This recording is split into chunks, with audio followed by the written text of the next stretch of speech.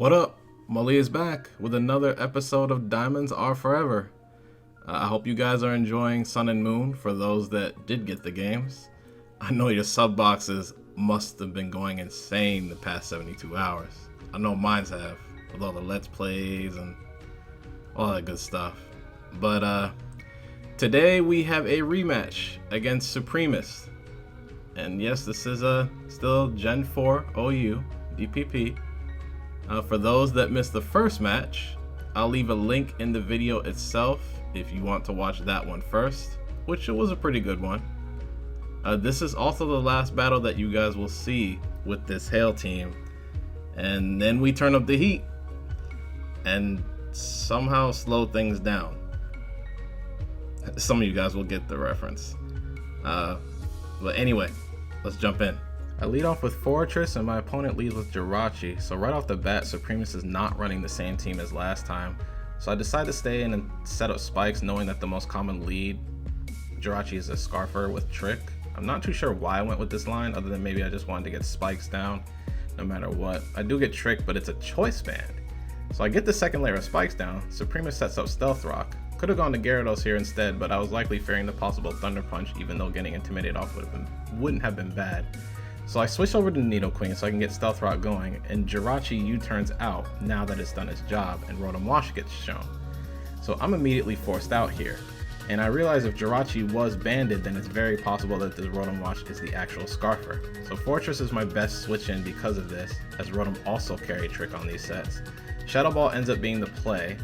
And now here I'm going to go for Payback because I still wasn't positive whether this thing was scarfed or not, and I wanted to scout more. Choice Band Payback would do a ton of damage if Supremest tried to be cute and stay in and go for a Thunderbolt. But Supremest switches Rotom out, reveals Gyarados, confirming it is Scarf.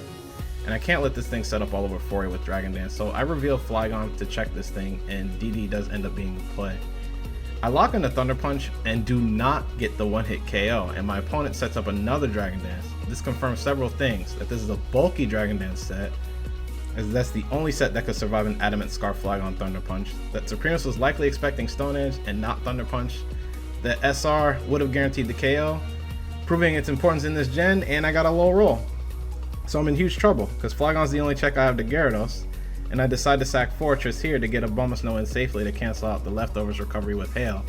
But this was a misplay. I need to get Abomasnow in last turn instead of right now, and you guys will see why in a second. The waterfalls start coming my way. After bringing Abomasnow in, I try to go for the Ice Shard, and I just missed the one-hit KO again. But had I switched in Abomasnow directly in 2 turns earlier, I would have guaranteed the OHKO, and giving Gyarados those extra turns of leftovers recovery turned out to be huge, and I pay for it dearly with Stone Edge. So I bring Gyarados in on the free switch just to get the Intimidate off, and then I double switch to Nidoqueen on the predicted Stone Edge, which I do end up getting correct. You could argue the double switch was pretty obvious, and Supremest probably should have just clicked Waterfall, but I'm the one that's behind, so I can understand my opponent taking no risks.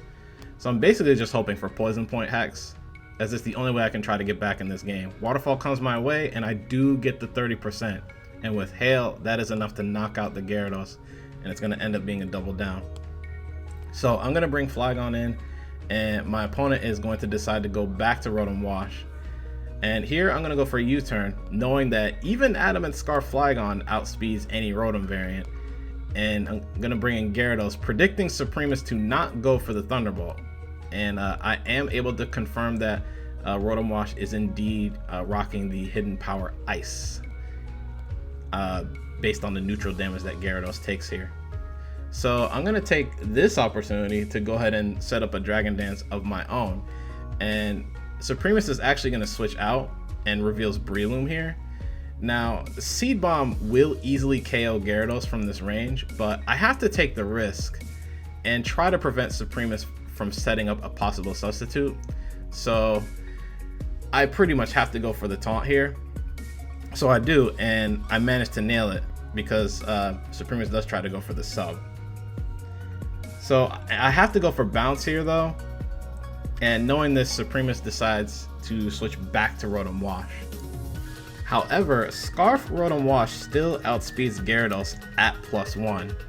So Supremest is actually going to lock into Thunderbolt, but because rotom-w still outspeeds Gyarados at +1, the Thunderbolt will happen before Gyarados comes down from the bounce. So I end up getting a free 47% worth of damage on this Rotom, and I am slowly crawling back into this game.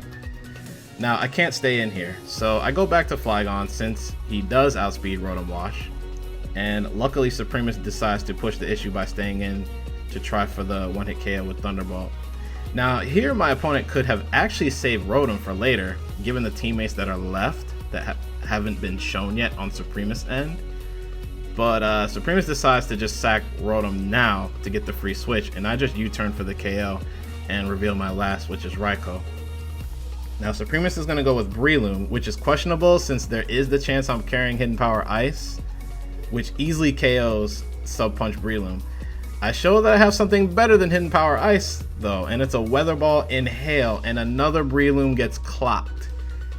Snorlax actually gets shown here, which is unfortunate because Raikou can't touch Snorlax right now. So I'm going to go back to Gyarados to get the Intimidate off, and I'm hoping that maybe this is a curse set and Supremest will try to set up, but Body Slam immediately gets shown here and Gyarados goes down right away. So I'm actually going to bring Flygon back in on the free switch. Now here, because I'm not sure what the last mon could be, I decided to lock in the Outrage instead of Earthquake, knowing that there's still a Jirachi left. I also did this because I needed as much damage on Snorlax as possible if Raikou was going to have any chance of a KO with Aura Sphere and potentially sweep. But Body Slam comes my way, but luckily no Parrot Hacks. And all I can do is see how my opponent's going to react. Hope for the 2-turn Outrage. Jirachi naturally comes back in here, but I do not get the 2-turn Outrage that I was hoping for, and I'm going to be locked in for another turn. And Jirachi actually ends up U-turning out here, which confirms that there is no Ice Punch on this set, but it's still enough to knock out Flygon after the hail damage. So Snorlax is going to come back in and try and seal the game. But between the Outrage from earlier and the Spikes damage, Snorlax is in range of a one-hit KO from Aura Sphere. And but Raikou's really my only chance to win. I have to, it's all gonna come down to the last Pokemon that Supremest has not revealed yet. I have to hope that the last mon can't deal with it. But after getting the KO, the last is once again Swampert. And my heart just sinks. I have no Toxic Spikes up. The only two team members that could even deal with it, Gyarados and Abomasnow, are both already gone. And I just click Weather Ball and it's a fairly respectable 3-hit KO, but Raikou has no chance and easily drops to an Earthquake. So, an unfortunate ending for this team, and Supremest ends up getting revenge. This time though, my opponent had a much less standard squad, so there were some surprises all around. I tried them out the comeback, but I had to make so many tough calls during the final turns, and they all depended on what the last unrevealed Pokemon was, and I just couldn't quite get there. But I hope you guys still enjoyed. Hit the like button if you guys like what you saw. It's just below the video there for those that are new. But if you didn't like it, then hit the dislike button, but at least let me know in the comments as to why. And subscribe to the channel if you haven't done so yet, if you don't want to miss any future content showing up in your sub box. And the links to all the social clubs I hang out at are in the description box below. You can check those out too. And yeah, just stay tuned for more, and until then, Mulligan is signing out. You guys take care. Peace.